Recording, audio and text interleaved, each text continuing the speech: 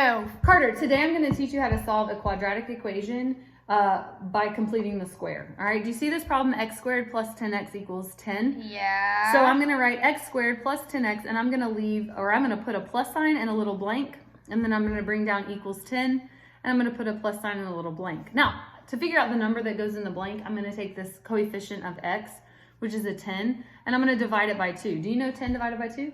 5. 5. So it equals 5, and then I take that 5 and I square it. Well, that means 5 times 5.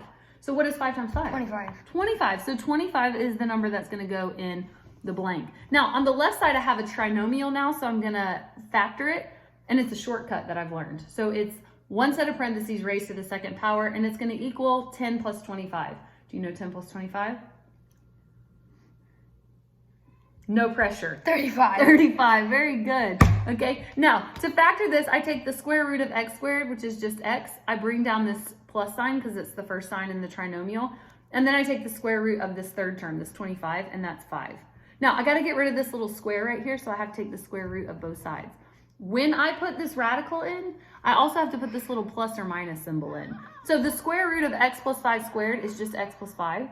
And it equals plus or minus the square root of 35. And I cannot simplify that with upside down division. So I'm just going to use my calculator. But first I need to get x by itself. Do you know how I'm going to move plus 5 to the other side of this problem? Subtract 5. I subtract 5. Very good. So now I have two math problems. I have x is equal to the square root of 35 minus 5. And x equals the negative square root of 35 minus 5. So I'm going to get two different answers. So x is approximately...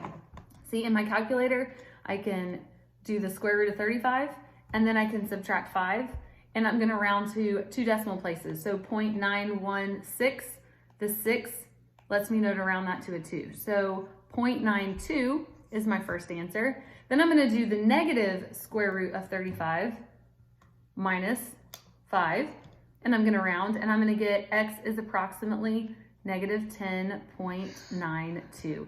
And these are my two answers.